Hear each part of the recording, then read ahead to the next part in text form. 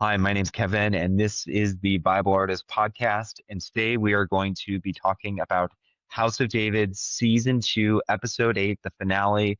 It's the episode that we've all been waiting for. It's got so much Bible stuff going on, so much action, so much drama, and I'm really looking forward to discussing it. I'm here as always with my co-host Victor. Victor, welcome. Howdy. And yeah, we're really excited to dig into lots of different things that are going on in this episode. David and Saul finally having it out. Jonathan and David's really famous moments. The massacre at Nob, which I have been anticipating. I mean, not in a good way. And Samuel going full Gandalf and standing up to Saul and Abner. So many amazing moments to discuss. So let's actually, before we jump in, any kind of big picture thoughts, Victor, on the episode? Just that this was everything I was hoping for Yep. in any kind of season finale, and this one is probably one of the best season finales of any show I've ever seen. Yeah, it was amazing. Yeah.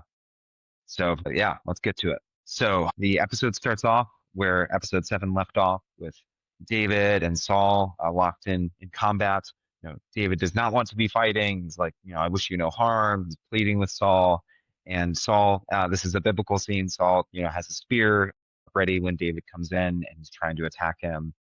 David eventually disarms Saul, and but before he gets a chance to try to reason with him, Eshbaal rushes in because Eshbaal was following after, hoping to make sure that David got finished off, so he didn't have a chance to clarify things. So yeah, what'd you think of Saul and David's kind of climactic It was combat? great representation of it. It's one of those scenes in the Bible. It's kind of written a little weird, just Yeah, not quite in a modern sense or in what you'd expect that kind of thing to be written. So it's always been kind of like, how would they ever show this in a scene? And they made it feel organic and like it was perfectly normal that it happened exactly this way. yep. Initially, I was kind of questioning back when it happened in episode 7, 'cause in the Bible, it directly mentions how the evil spirit rushes on Saul and he throws the spear at David. But I think we'll get to discussing later on why they didn't do that, like why they didn't bring back the spirit that takes the form of the king of the Amalekites or whatever. I think that they do have kind of a reasoning for it, but that was initially threw me off. But I really enjoyed what they did and how they brought in Eshbaal as well. This is going to be a big theme with David and Saul. That David, he's going to be given several opportunities where he could kill Saul, but David has this reverence for Saul as the anointed of the Lord, even though David knows that he also has been anointed and is technically the one God really is backing right now. David has this sense of reverence that he does not want to attack or hurt Saul, even though Saul is out to kill him. And so I'm glad that they kind of started to kind of establish that with David initially just trying to avoid fighting altogether, and then even when he did have to do a little bit of fighting back, being very careful to try to not kill Saul or do anything like that. So I thought they did a great job, a great action-packed start to the episode. Yeah, and the show, I mean, did a great job at setting up this moment to where it's just reading the Bible, you sometimes go how did Saul not know that David was anointed? Mm. How did he not know until this moment? And the show does a great job of showing you this is how that could happen. Yeah, Where it makes yeah, logical sense, and you're and this moment really hits because you feel like this is the first time that Saul has really figured out that that's what's been going on this whole. yeah, yeah. The Bible itself doesn't tell us very much about how Saul came to understand who David was or why he turned on David or anything like that.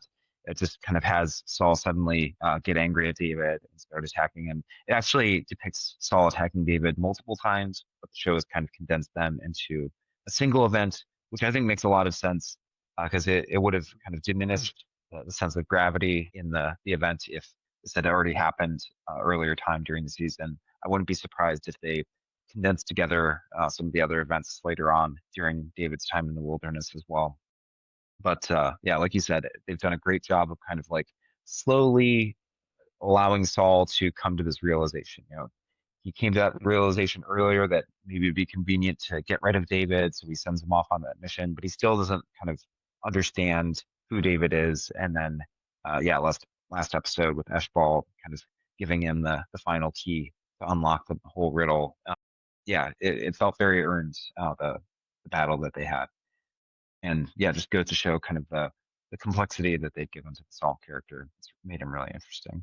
After David runs away, Saul, he calls to the guards. Abner starts telling people that David has attacked the king, which is not true, but Abner at least seems to believe it, and he sends Joab to arrest Eliab and disarm him. But then later on, Joab ends up going and warning Michal and David through her that the soldiers are onto him. Joab even kind of comes to Michal's rescue to keep Abner from kind of pressuring her to reveal kind of what's going on with David and stuff. So Joab reveals that he has been on David's side this entire time, and he then goes and breaks Eliab out. Yeah, it kind of sends him on his way. And at one point, Eliab, when Joab is breaking him out, he's like, how long have you known? Because it's not like the two of them have consulted on this matter. We never explicitly seen Joab get told what happened to David, but somehow he knows about it. And I think it probably goes back to season one when David has that moment where Joab is actually like going to kill him, right? He's holding him over the cliff face and threatening him. And David is like, go ahead and do it. And Joab is like so taken aback by David's kind of sense of faith in his purpose and so on that he chickens out and he doesn't kill David in that moment. And so I think we're supposed to understand that Joab has kind of had this gradual dawning of understanding that, oh, why would David have this like great sense of confidence in his own divine purpose?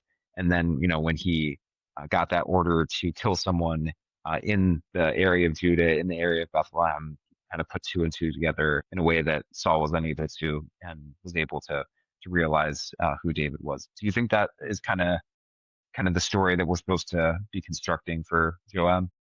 Yeah, I think that's exactly what that is. It's kind of like Joab's like the perfect example for me of how the show is taken like a character that on the page on the Bible's page is kind of like has some like conflicting Hmm. bits about him. Like how is this guy the same guy as what we know later on? And the show's done a great job of showing you his his journey of like shifting loyalty from Saul Yes. to David and how difficult that is. And he's sincere about it, and it's taken a lot of different things for him to make different decisions. And it's a different kind of journey than any of the other characters take. Yeah, I like that Joab and Eliab both participated in killing that family. I mean, I'm not happy for them that they had to go through it, but I like that the show put them both in that situation. They both were apparently aware of who David was at that point, and so they both kind of took that family's life. But they since then, I feel like Joab and Eliab have been in very different places. Eliab, has been totally burdened with his guilt and the sense of remorse for what he was forced to do. We'll talk about that in a little bit. Whereas Joab, we haven't really gotten any sense of him really being like overwhelmed with guilt or anything. He just kind of did what was necessary. And so by putting them both together in that situation, we see kind of similarities. Like they both were willing to do what they felt like was necessary in order to protect David and protect what they thought was God's plan. But Joab is different in that he doesn't feel a whole lot of remorse, and that kind of points us ahead to like, Joab, he is going to be very loyal to David, but he's also going to do some very shady things. And so, whereas Eliab, I think we'll see he'll kind of learn from what he's gone through. I'm guessing that eventually he'll be kind of a force that either pushes back on David when he is falling into corruption himself, or potentially even is like kind of consoling David, like when David is dealing with his own guilt for things that David will later do. So, yeah, I don't know. I just think it's interesting how the show is kind of, in some ways, Eliab and Joab are similar characters, but they've also got these interesting differences. And so, yeah, I like how they've kind of constructed the characters. I liked kind of the reveal, Joab kind of getting behind David, in spite of kind of all the reasons that he has not to be. Uh, yeah, Mhm. I don't know. It's just really interesting to see what they've done. it organically works that he makes that decision, which is that's one of the things that I complain about a lot in shows when like characters just kind of do abrupt pivots on what they're doing. You can tell it's because well we need them to do X Y Z for a story. Yep. It's really hard a lot of times to make that feel organic, and Hmm. especially with Joab, they've done a good job at making us feel that this is the progression that this character will naturally have taken with these Yep. events. Yeah, and they've done a great job, setting up what the actions that he just took, while at the same time also kind of leaving a runway for the future actions that he's going to take. Hmm. So Yep. really great. And then we come to David and Mychal and all the drama between the two of them because David has not revealed to Mychal up until this point, even after they've been married, and yet he's not yet revealed to her that God anointed her or anointed him to replace her father on the throne. And so he doesn't reveal that until after Saul has attacked him and he's had to kind of hightail it back to his home, sneaking past guards and stuff, and telling her, we got to get out of here, pack up everything, we're going out the window. And then she's like, what's happening? And he has to be like, oh yeah, Samuel anointed me way back before any of this, and your dad is trying to kill me now because he found out. And yeah, and she responds quite understandably by being kind of taken aback and shocked that her husband did not reveal this to her. The entire time, their entire relationship, he's had this kind of behind going on in the background, and he's never told her. And David, on the other hand, is like, just trust me. God chose me. Don't worry about it. Like, we gotta get out of here. So yeah, I just like that whole scene because I think it sets a great it's a great starting point for kind of the rupture of their relationship. So up until last episode, everything was building to the two of them coming together and getting married, and now the secret that he's been keeping, which is kind of the one thing that he's held back from her, that is going to kind of be the seed of doubt for her. She doesn't totally turn on him. She doesn't. She still puts the idol on the bed and tries to fake Abner out and stuff like that. But she doesn't. He tells her to come with him, and she chooses not to go off with him into the wilderness. And so on the one hand, we can understand where she's coming from. David did lie to her. He has kept the secret about her family and about that may go to kind of his motivations and things like that. On the other hand, we can see things from David's perspective. He did just get attacked by her father. He is on the run. He wants to take her with him. So later on, uh, Nicole kind of resents David for getting new wives and stuff while he's in the wild and on the run. Yeah, we'll be able to kind of see both perspectives on that because Hmm. on the one hand, she had a reason to not immediately trust him, and on the other hand, for the most part, he's in the right here, and she didn't follow after him, and so I think it's really cool how the show is setting up kind of their future Hmm. division. Yeah, just another great example of like this whole time we've been seeing a fairy tale storybook kind of romance between them, knowing where it's going to go. And it's like I was like, how are they going to do that? To where it's like they've really set up, it really pushed this. They were meant to be together and blah blah Yep. blah blah blah. And this sets it up. I mean, like it's a very organic. Like if David wouldn't have had to go on the run right then and there, you feel like okay, they would have had time to talk through it and work it out. But no, he's got to go on the run. They're not going to get that time to heal that wound Yep. naturally, and it's just going to sit there and fester. And you can believe that can be the wedge that just kind of stays with them, and they never get back onto the same path again. And then, David ends up marrying other women, including potentially her mom. We'll see if that Hmm. crazy theory comes true. We'll discuss that in another video.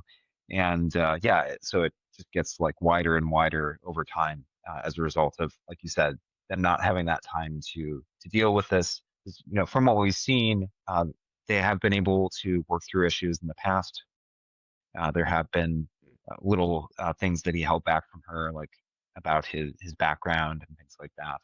So it's not like She's going to really. continue to get negative feedback from everybody around her too. So she won't be able to keep pushing back against that, even internally. She'll start Mhm. to, I'm sure, believe, yeah, he did abandon me. He did do all this to me. I can see her just internalizing all that. Yeah, and the show has already kind of set us up to anticipate this based on kind of her voiceover in I think it's episode 2, where just Mhm. before they kind of flash forwarded to the scene that we got here in episode 8 and earlier in episode 7, they had her kind of talk about how the one that her father trusted, the one that he loved, is the one that kind of drove the family apart, which uh, like we anticipated back in episode 2 does have kind of a double meaning. On the one hand, the obvious interpretation is that she's thinking that about David, that she is kind of resenting how he came in, earned her father's trust, and then split their family apart and kind of broke her heart along the way. But on the other hand, we've also seen in the background, and she isn't kind of totally aware of all this at this point, that Eshbaal is actually the real one who her father trusted and loved, and that she loved, who has actually kind of been maneuvering behind the scenes to drive the family apart. So they've done a great job of kind of setting her up as a jilted character, and that'll be just an interesting journey to continue to watch as the show continues. Speaking of kind of the family being driven apart, after Mychal, she sees her husband flee, she goes to Saul, and yeah, it's a really interesting scene where she's crying as she comes to him, she's pleading for him to end the bloodshed, and Saul is like, "Are those tears for your husband? You tried to betray me." And then it turns out that Urim has lied for Mychal, just like she lied for Eshbaal, and claims that David was forcing Mychal to keep quiet. Mychal kind of makes one of her first mistakes that's a result of kind of that rupture by not denying the lie that Mira made, but actually kind of nodding in consent to it, indicate like kind of reaffirming Saul and this fake narrative that he's coming up with about how actually all this was David's fault and David was plotting all along, even though Saul's the one who set this ambush and everything. But Saul has been telling this kind of false narrative that David attacked him, and it almost seems like he's kind of starting to buy into it himself. And then, yeah, Michal chooses to, at least kind of in terms of outwardly in front of others, buy into that narrative too. Yeah, what do you think of kind of the House of Saul kind of closing ranks? Yeah, just kind of like McCall kind of became a true member of the House of Saul at that point. She kind Mm, of, participated in the kinds of lies that she hadn't done previously to this. She's always been for good, and now she's done something questionable for. Even though, I mean, if she's got to believe that David is telling the truth that he was the anointed of God. Well, if that's the case, then that she has now put herself on a different camp than on mm, God's side. So mm. that's a choice she's made. I'm sure that'll come back to haunt her Yeah. going forward. Yeah, we'll jump back to Jonathan and his meeting with David and stuff. But after he's met with David, he comes back and has dinner with Saul and the rest of the family. And Saul totally like lays into him for betraying the house and favoring his friend over establishing his own kingdom. And he does the famous line, which I've been anticipating all the stuff with the Ahinoam was building up to, which Saul accuses Jonathan of being the son of a perverse and rebellious woman, which is a line from scripture. And the show has done a whole lot of work to establish that one little line, give it a backstory, which is interesting. Like I'm glad that this is one of the advantages of a long form adaptation is that you can take 5 words or something from verses of scripture that are a little strange and inexplicable, and you can create, like an hour of a backstory for why that happened. But anyway, Jonathan's response to Saul kind of chewing him out, and Saul even eventually takes the spear and goes after him. Jonathan's response is to be like, you know, it's not that I've betrayed the house of Saul, but you have betrayed God, and I'm ashamed of you and being your son. And then he uh, he leaves Saul and stuff. Whereas like Michal has chosen to kind of close ranks with the house of Saul and participate in this lie about David. Jonathan kind of boldly refuses to participate in that lie, even though he is threatened. He could potentially have gotten killed by his father, and he turns his back on his father in a really powerful way. I mean, obviously, I can sympathize with McCall because it's different being a daughter in the house versus being the royal heir or whatever. Jonathan does have like a little bit more kind of status or privilege to be able to kind of speak up to his father in a way, but at the same time, he's also putting a lot more on the line Mhm. because he could be potentially disinherited or whatever. I mean, that's just one example of just why I love the show so much is the Yeah. matrix of relationships. Because like Yes. each of these characters has a relationship with each other member of the family. They have a relationship with David, and they have a relationship with God. And each of them, Yeah. it's a slightly different sliver of how that works and how that all interacts with each other.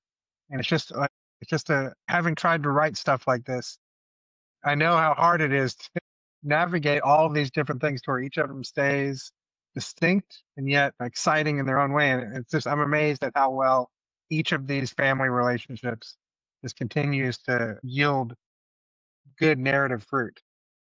Yeah, it's good narrative fruit. It's like realistic characterization, how these different characters are reacting to each other and to the different events that are happening. And it's also just like interesting thematically. We see kind of uh, different characters responding differently and that revealing different things about these kind of overall themes of like kind of being courageous, trusting God in the face of.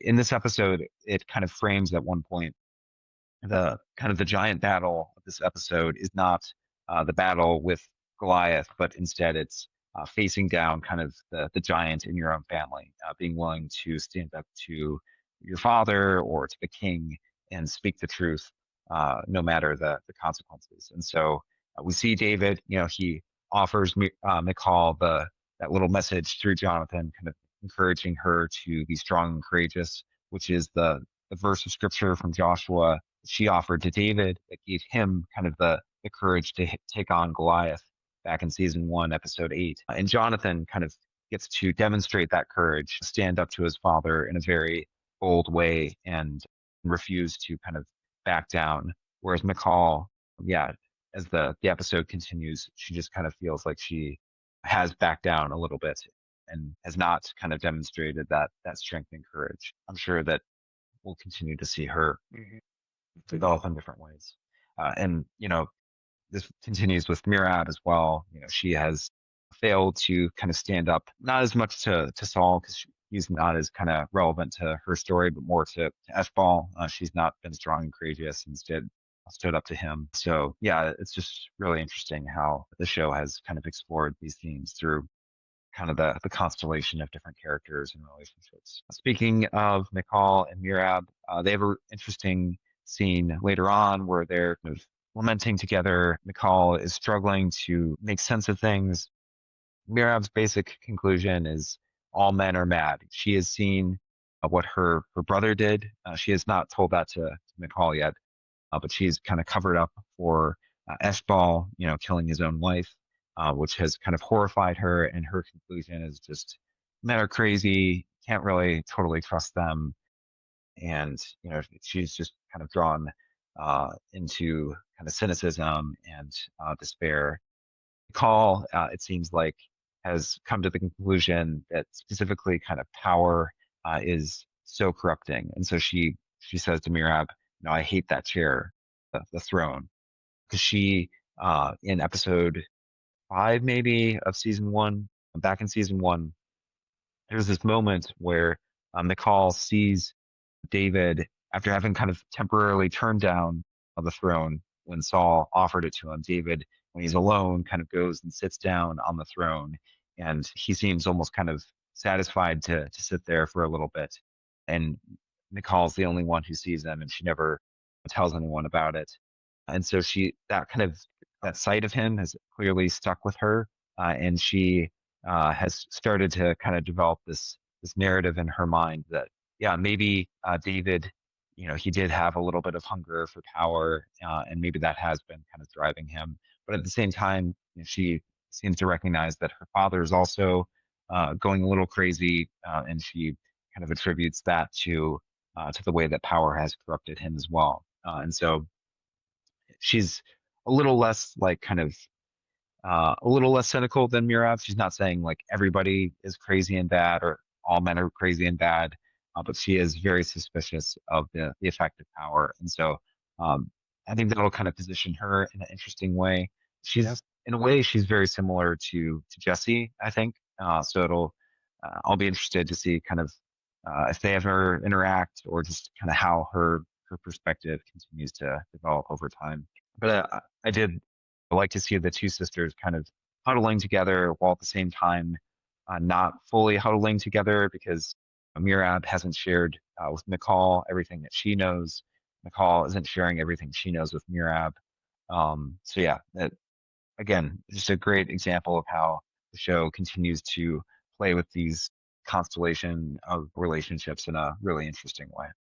And this scene was just kind of a little bit of a Game of Thrones homage to me because, like, the Iron Throne. I'm sure you're familiar.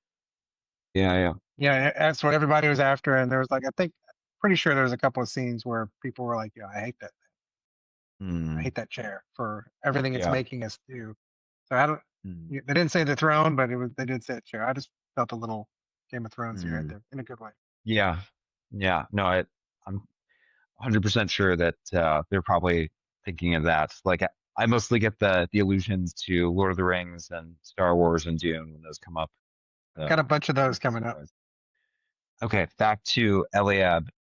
So after he flees from Gibeah, he goes back to the family farm in Bethlehem. Tells Jesse, "We gotta burn the farm and just bring our stuff and flee into the wilderness." Yeah, Jesse tries to tell him, he tries to kind of comfort him and be like, there's a purpose in this. And that really kind of sets Eliab off.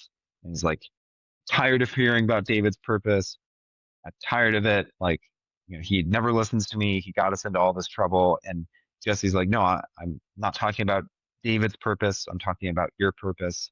And kind of the burden that you've been bearing, you won't have to do that anymore. You're not going to have to keep covering up for our family, and that continues to kind of set Eliab off because he's been bearing this burden and kind of the burden of the things that he's done. And Jesse kind of finally has the insight to recognize that with Eliab, he's not primarily been driven by kind of a hatred of David so much as like a bitterness at himself and the things that he's had to do. And kind of how he's just kind of been holding on to that sense of guilt and that sense of shame. And he's kind of externalized that and put that onto David.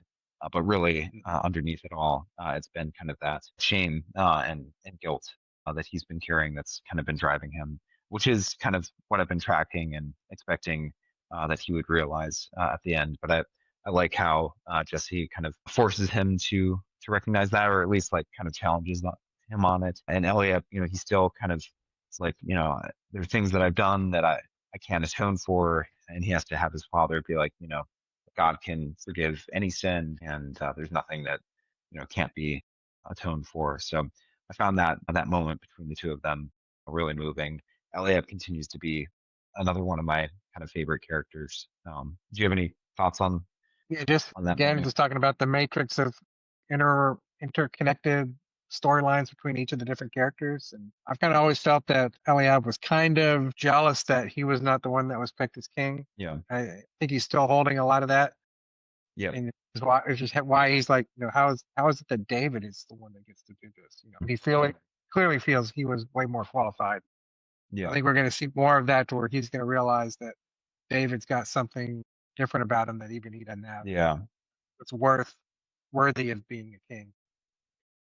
Yeah, and then I like, eventually he ends up on the mountaintop, kind of seeking God in the midst of his guilt and shame, and being like, you know, you talk to David, and you're like, don't you have any words for me? And we don't actually see a clear like response from God, but we do see afterward that Eliab goes and joins with the outlaws at the end of the episode. So I'm guessing that we'll get a little bit more from Eliab and kind of his internal journey, how he has kind of come to that realization that he needs to continue to stick by his brother, but continues to be like an interesting kind of character study of like what would you do if your brother, your little brother that you kind of look down on throughout your life, turns out to be the chosen of God, and you have to kind of continue to protect him and serve him.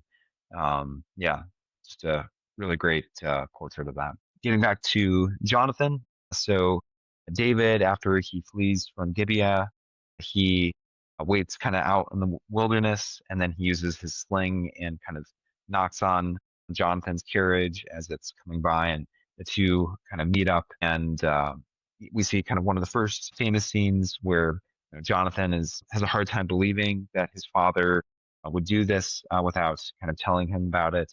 David's like, "Look, if you think that I did something, go ahead and kill me, but I did nothing. My hands are clean." And he asked Jonathan to go back, and Jonathan says, I'll try to smooth this over, and if not, then I'll give you the signal. And he also delivers the message to Mychal that we mentioned.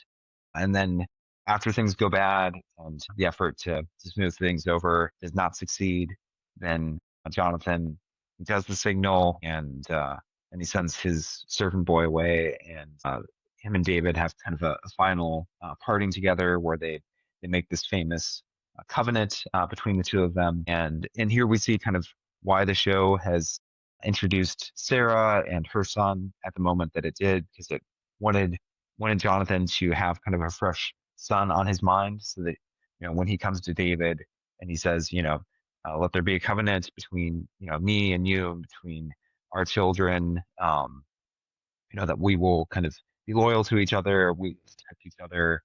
Even back in the ancient Near East, it was common for when a new king came to power for them to not just kill their rival, but to kill like every male in the rival's house, all their children, even like cousins and all of that, just so there was kind of no one to um, challenge his power or whatever.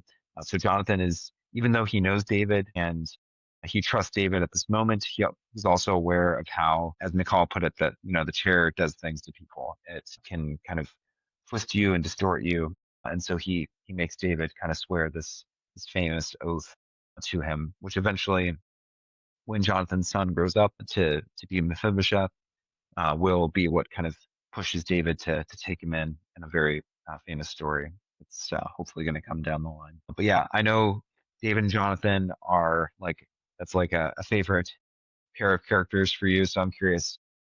This is one of those scenes where I was like, kind of just holding my breath, hoping that they would get this right, and I Mhm. was confident they were going to, because they've done all the legwork leading up to it, to where you believe that these two men are like brothers, more even than their own brothers and their own families are.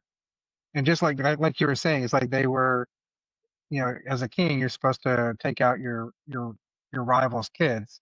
And it just kind of shows that just how important this covenant is, that he has vowed not just he's going to protect the son of the person that has the greatest claim to his throne.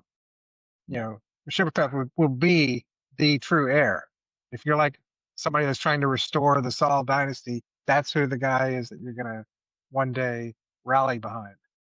He's Mhm. committed to, because of his friendship and love of Jonathan, that he's not going to do that.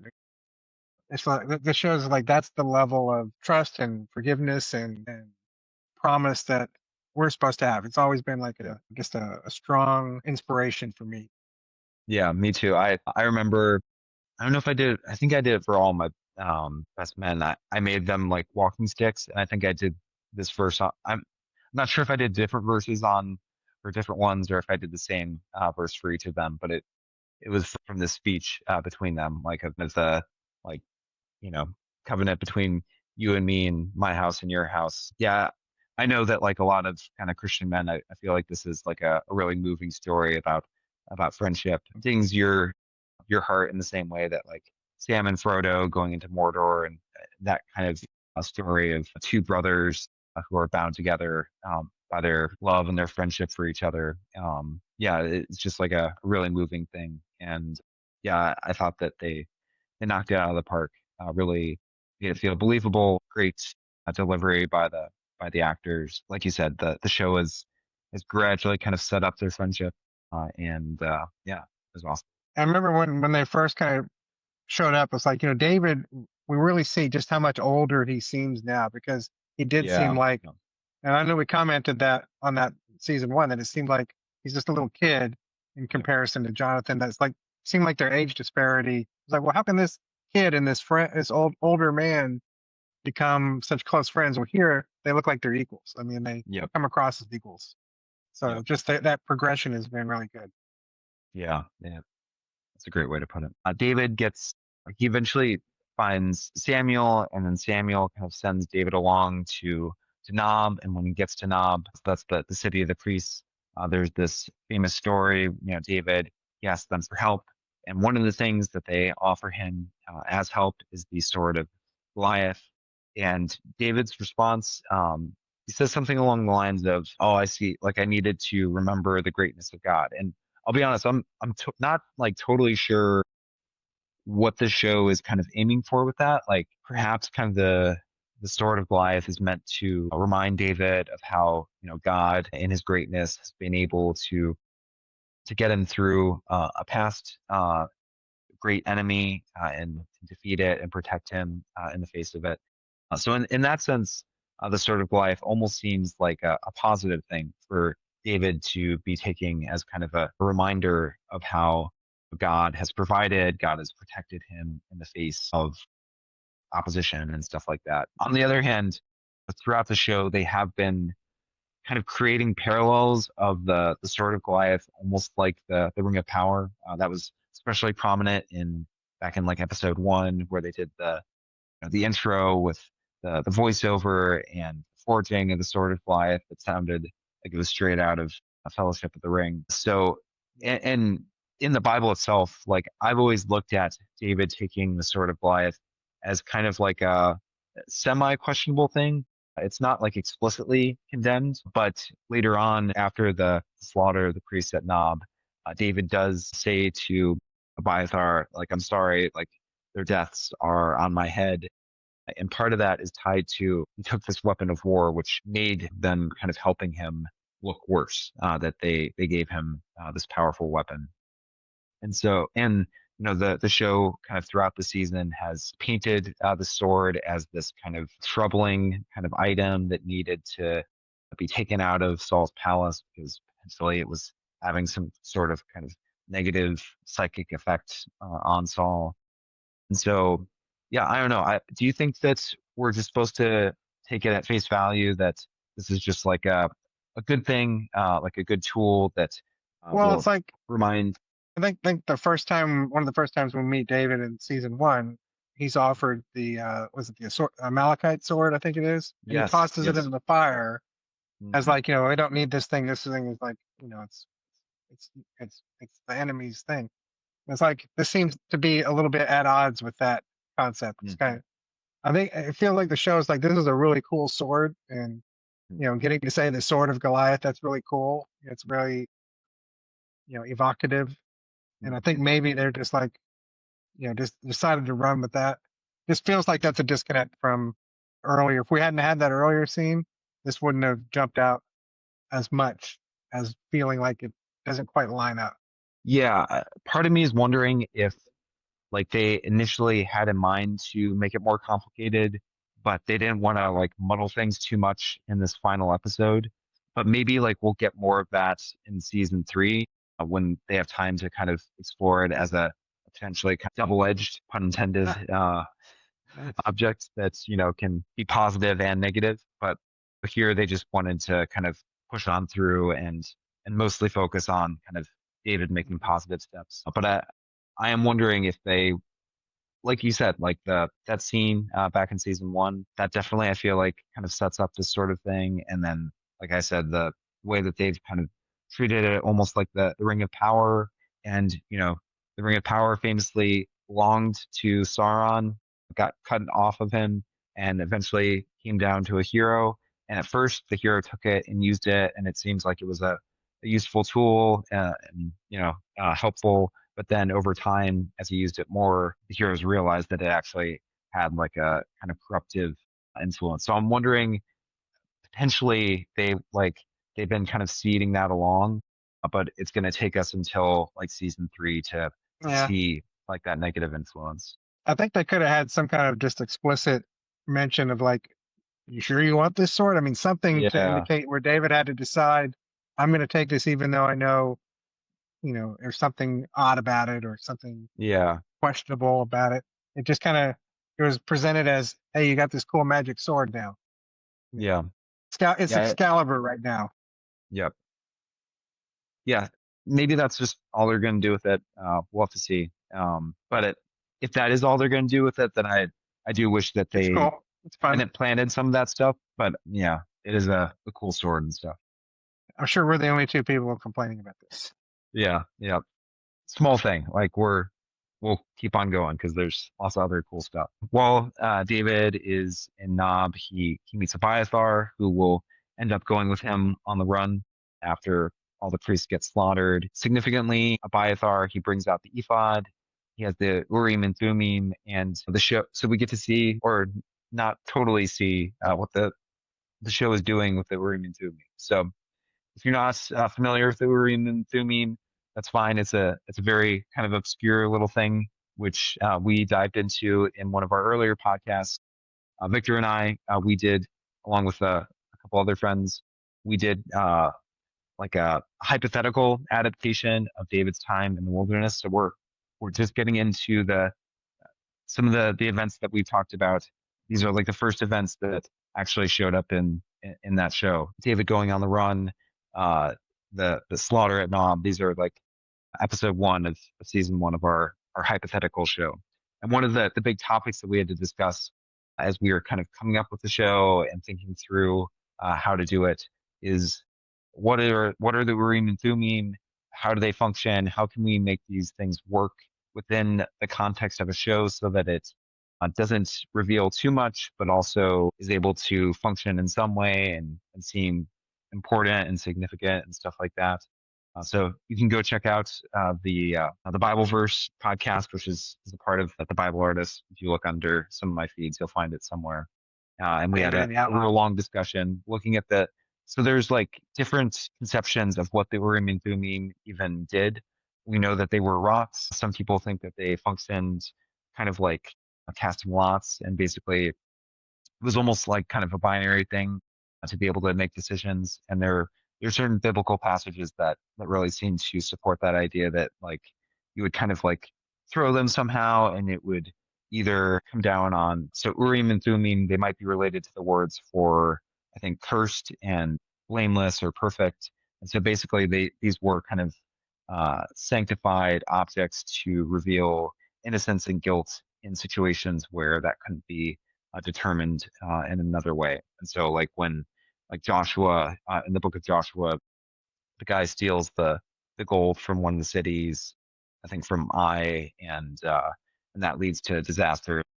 The Israelites are have to find a way to determine like who stole the gold and why things are going wrong. And it seems like that might be kind of what's the type of situation that the Urim and Thummim are generally used for. But the show itself, it seems like they're kind of more going like they kept it a little vague exactly like how they work or what exactly they are.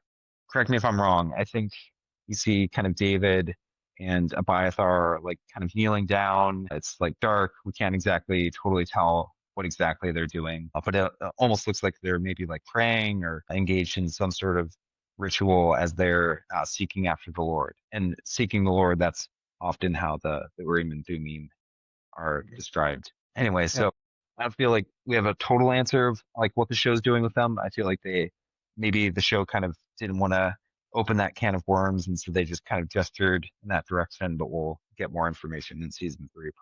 And I'm trying to remember. It's like it's one of those things where I kind of know what they're for, so my brain is trying to remember, how that scene played out. My memory, we just see them tossing the Urim and Thummim, and then we just immediately go to whatever the decision was. We don't. There's not wasn't a discussion about the results of them throwing those. Right? Was there? I'm trying to remember. Do we see them throw them? I don't even remember. I want to think I remember seeing a close up of the two. They looked almost like dice, kind of Yeah. landing in a box or something like that, kind of tumbling around for a little bit. Now, yeah. I'm pretty sure I remember that. It's been. Okay. Yeah.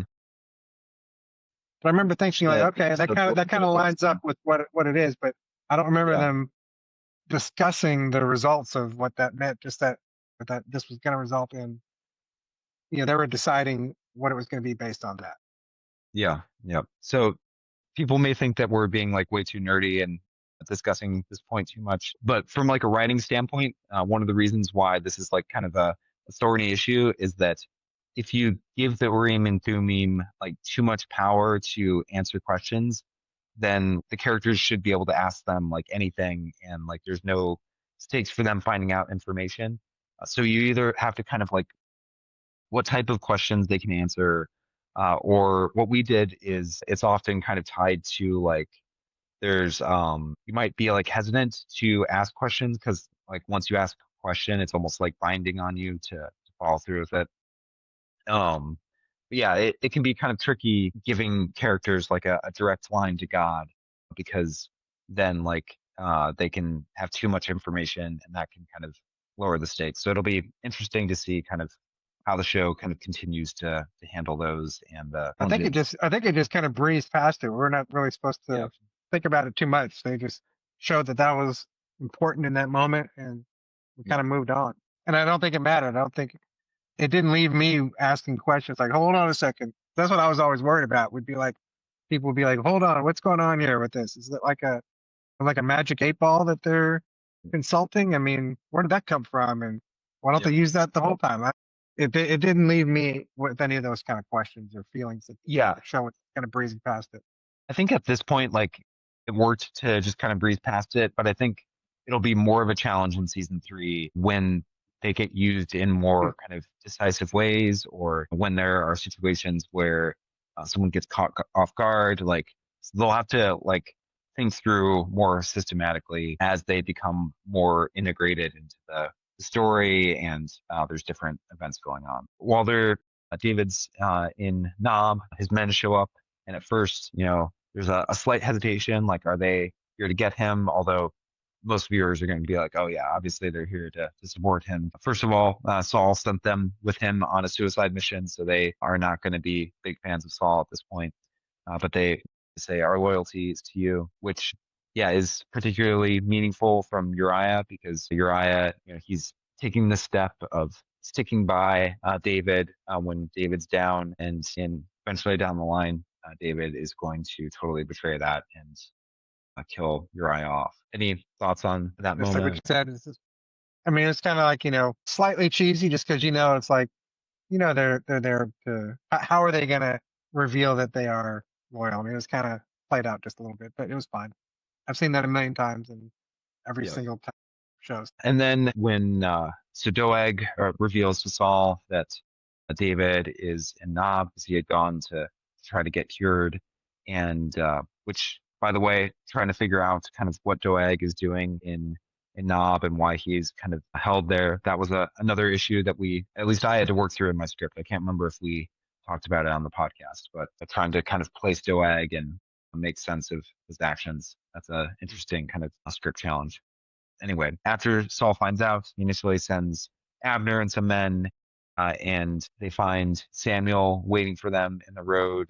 Samuel, he draws a line in the sand, very classic. You shall not pass.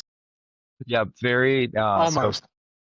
yeah, they don't actually explicitly give him those words, but it definitely has that sort of feel. And first, Samuel does kind of some psychic thing that knocks Abner and his men down, and then Saul ends up coming, and Samuel like really pulls out all the stops, throws kind of Saul into a prophetic daze, which this is in the Bible, although they're kind of switching things around a little bit. They're making it a more kind of coherent narrative. The Bible, this is kind of like off a little bit, but so Saul, he sees this vision, and Samuel is like, who do you see?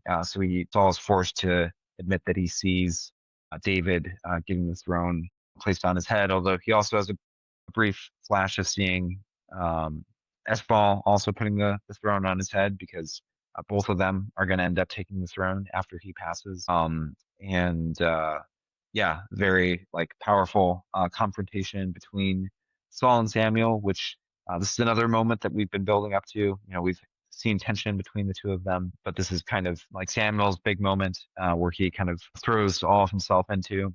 And yeah, they do kind of like the Stranger Things. Or this is probably in like a ton of different movies with like psychics or people with telekinetic abilities, where Samuel, after he is doing all this prophetic stuff, he starts bleeding from his nose as a sign that there's been a big strain on his brain, and that he's going to die, which we knew that he was probably going to die sooner or later, and it doesn't surprise me that they chose to kill him off here because he wouldn't have had much of a role for the remainder of the show. So, yeah, any thoughts on the big? You have any other frame grabs from this sequence? I didn't grab any frames from this. This was my favorite sequence of the entire Yeah, series so far, where it's like everything's building up to this, and for me, it delivered as like a tour de force acting between Stephen Lang and can't remember the actor's name that plays Saul. always silly. Yeah, it's just like the way they did that, and just like cutting back and forth between the reality versus the spirit realm or the Yep, mental realm or whatever you want to call it. It's like very, very well done. It was just like yep, you felt the two different things, and you believed that they were both happening at the same time or in the same yep, space visually. But my favorite scene out of everything, out of all that, was when we got to see David with his beard putting on the crown. I was like, "Who is it, David?" Just like lifted his head, and it was like, "It's older David. He is going to look like a normal older. They're going to be able to do it." I was worried this guy would never look old enough to be yep, an older David, but they pulled it off. It was just kind of like you just felt the whole prophecy and all of this stuff coming together in one great scene. yep, yep. Yeah, I haven't liked all the points where they have Saul entering into the spirit world, but this specific scene I feel like really did it in a great way, and made it feel like, yeah, like it makes sense what's going on. It feels like powerful, and yeah, like you said, I enjoy kind of the prophetic aspects of it. And Mhm. this is like a confrontation in the Bible, which is very strange. Like if you're kind of reading through scripture, there is this scene where Saul is coming against Samuel, and Samuel makes Saul prophecy, and he like falls down on the floor. I think in the Bible he might like get naked too or something, which they weren't going to do. Yeah, so I like how they did it. It makes a lot of sense, and I feel like it should kind of give us a picture of kind of that biblical world in this kind of the dangerous aspect of prophecy, in the sense of like being able to kind of enter into the spiritual realm and see things beyond kind of normal kind of human comprehension, and how that would feel threatening, and how that could even kind of cause defeat like an entire army in a way. So yeah, I thought it was a really powerful. And these kind of scenes are like incredibly difficult to do because we've had all the the Gandalf and Obi-Wan kind of confrontation scenes with the older wise wizard character taking on the enemy, and it's like how do you do that to where it doesn't feel the same as those, but also to where Samuel doesn't feel like he's doing this on his own. It does feel at all times like he Yeah, is obeying the will of God. He's channeling God through all of this. It's like it's not his own decision. A lot of the times he's like, hey, this is not me doing this. Almost like I don't have a choice. This is like what I'm supposed to be doing here. And yeah, just to make that distinctive from Gandalf and Obi Wan, I thought was very masterful how they did that. yeah, yeah. And just some of the kind of turns of phrase, like when Abner first comes and he's like, "Stop obstructing the path," and Samuel's like, "You're obstructing the path of God or of His chosen one." And just some of the back and forth, like they're really clever, and yeah, like you said, like a fresh take on a type of scene that we've seen done many times, but this feels fresh. Samuel is not like battling them with his sword or anything. He's being a prophet, and yet, yeah, it feels powerful. It feels dramatic. It's a great moment. Speaking of Nob, so like I said, Doeg witnesses David showing up at Nob, and so eventually Saul's men, Doeg, they are eventually able to get to Nob, although they're too late to get David there. And Saul confronts the priests of Nob, and he's very kind of accusatory to them, assumes that they are trying to like supplant him and support someone. And the show's done a good job of kind of like building up that suspicion as well, because they participated in crowning Eshbaal back in episode 8 of season 1, and then back in episode 4 of season 2, I think, when everybody goes to the tabernacle, and Saul is kind of like tempted to try to grab Samuel while they're there. The priests are like, we're not gonna stand for that, and if you try to do that, then you're gonna be have to turn on all of us in the sight of all Israel. So the priests have kind of shown like a little bit of rebelliousness, where you can understand why Saul reacts as harshly as he does. And then Doeg is just kind of like looking for like an opportunity to jump on, and so he when Abner and the Israelite men refuse to attack the priests, Doeg's like, I'll do it. And he starts chopping people down. And turns out that he's got some of the cloaked men that have been participating in, trying to The Assassin's assist Creed people. guys. Yeah. Yeah.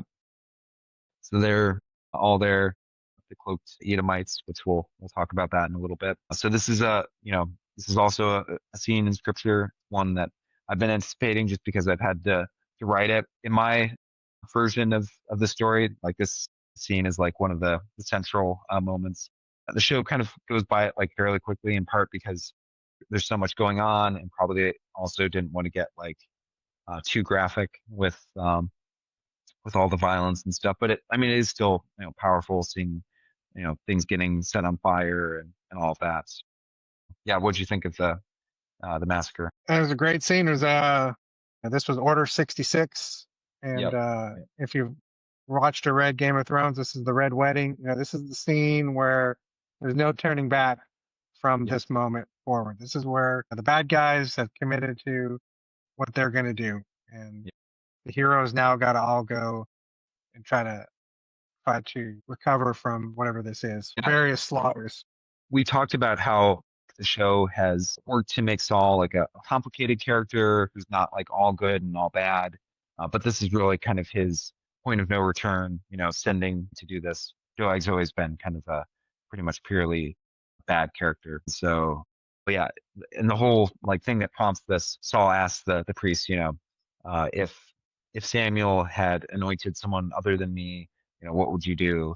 And the priests very kind of politically say, we would serve God above men.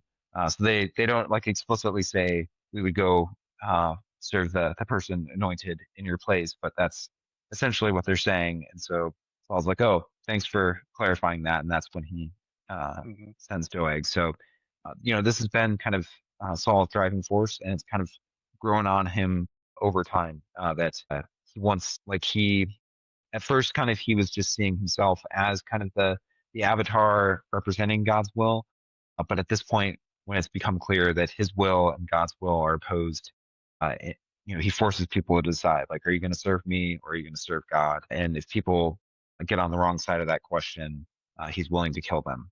And so, yeah, definitely like a point of no return for his character, where I don't think that we'll be seeing his character grow more complex. I think in kind of the moral economy of things, you reach certain points where when you make the wrong decision, kind of your character and your personality become lesser, like you become less complex because you become defined by your hatred and your vices and things like Mhm. that. And so I wouldn't be surprised Yeah, to see him yeah, that's bring. the power of doing this as a show instead of a movie, is that we've seen Saul go from complicated to full on villain right now, and Yeah, it makes sense. It didn't feel like it was overnight.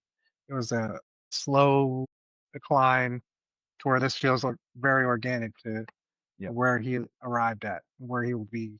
going forward. That reminds me. So I had kind of hinted at this, but I didn't come back to this. So when Saul has his kind of confrontation with Samuel, at one point he asserts that, he killed the spirit, and Samuel's like, no, like that basically like you became kind of the evil spirit. And so kind of the implication of what the show is saying, and it shows like flashes back to when Saul was trying to fight with the apparition that takes the form of the king of the Amalekites. But then suddenly it switches from him to Saul, like fighting himself and killing himself. And so the understanding is that it's not that Saul ever killed the spirit of the Amalekites or whatever, but he just kind of was like turning in on himself. The spirit is kind of in him basically and driving him towards violence. So it's not that the spirit isn't present in all the different events that have happened. It's just that instead of seeing it as this externalized thing, he's so kind of internalized that evil impulse, and is kind of, and we've seen him kind of falling farther and farther over the course of the season, and we are to kind of understand that um, that's because like he's kind of given in to this evil thing, and it's kind of become a part of him as opposed to being this thing that he was resisting and fighting against on the outside. Uh, Is that kind of how you understood it? yeah, 100%, 100%. It was also a fun homage to Luke fighting himself or Vader in the tree on Dagobah. Turned out Yeah. to be Yep. himself that he was fighting all along. Kind of finishing up on Abner too. It's just kind of interesting that I was always wondering, it's like, okay, how are we going to get Abner to where he's with David? Because it seemed like he was pretty firmly with Saul, and it was like once we got to that point, I'm like, okay, that was good. That was a nice breaking of Abner and Saul, where he had to decide not to go through with the slaughter, and we can see that okay, well he somehow got away after this. Well, so Abner doesn't go and join David at this point. Abner wasn't So with them. no, Abner he'll stay with Saul, Okay, and he'll actually eventually be with Eshbaal when Eshbaal takes over. During Eshbaal's reign, eventually him and Eshbaal will break, and Abner will try to go over and join David's side. But then Joab's going to kill him. Like when someone can correct me if I'm wrong, but I don't think that Abner joins their side, or if he does, like that's maybe they're planning the idea that he's like playing, you know, trying to support David secretly or something. But I don't remember I'm him. willing to be corrected. I could be wrong. Probably am. Huh?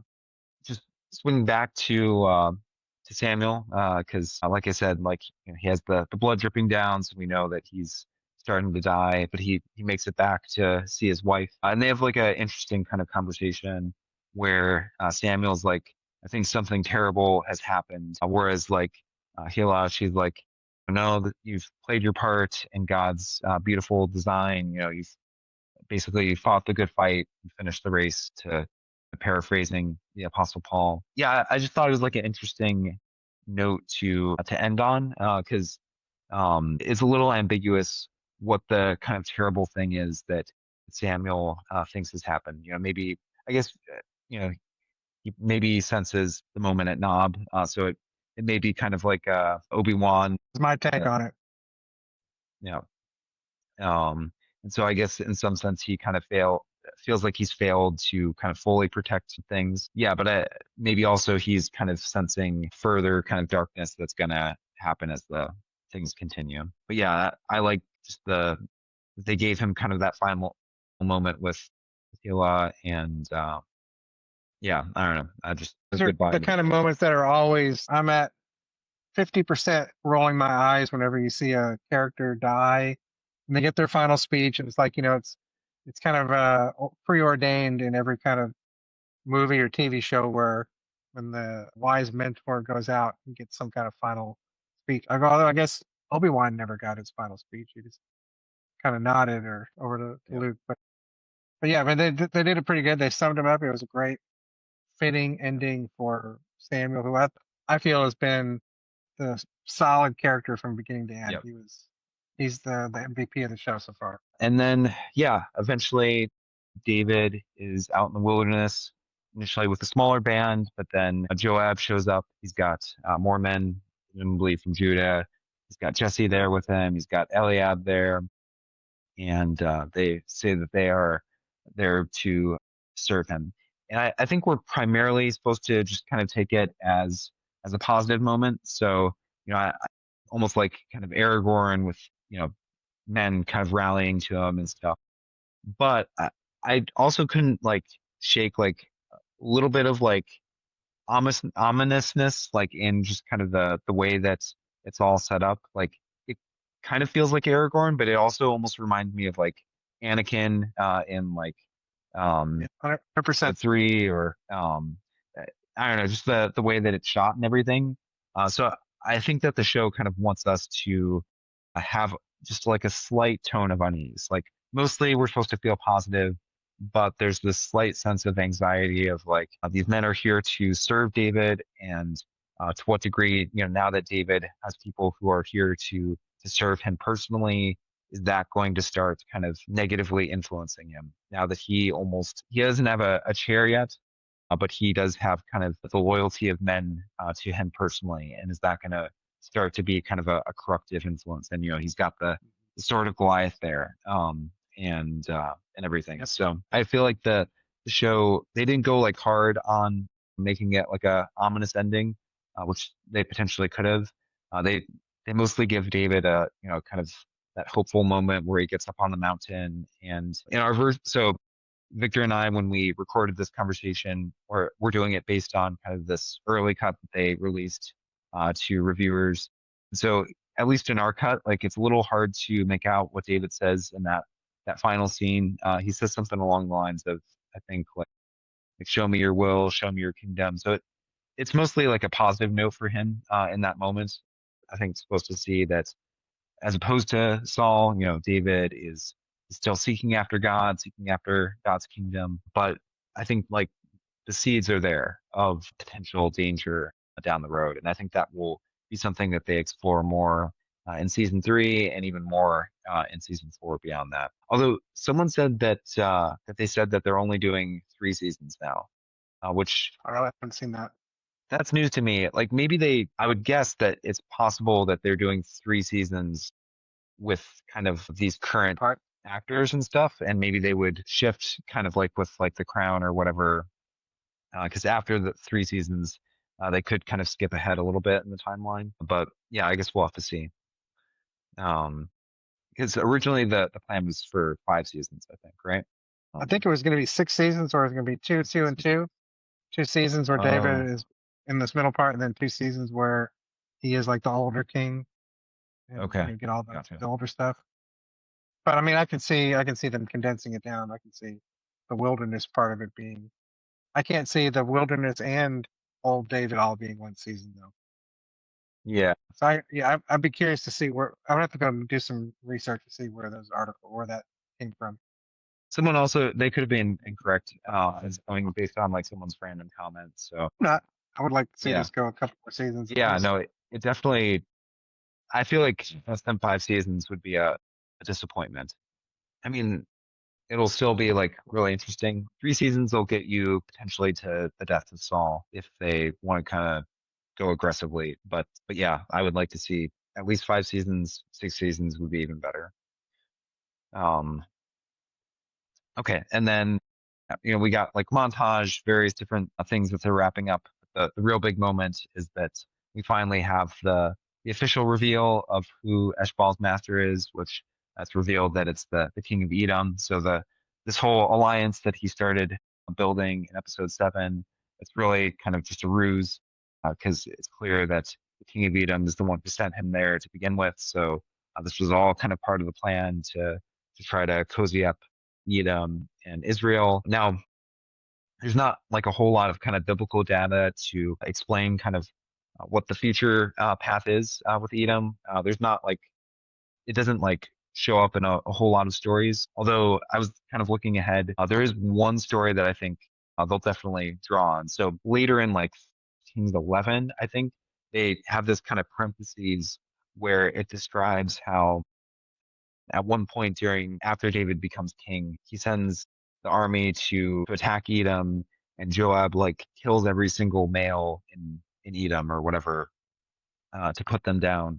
And then that's all kind of backstory to explain why Solomon has this guy who's out for him, who's like the only child who escaped from Edom at that time. He flees to Egypt and he gets raised there in exile, and then he eventually becomes a thorn in Solomon's side.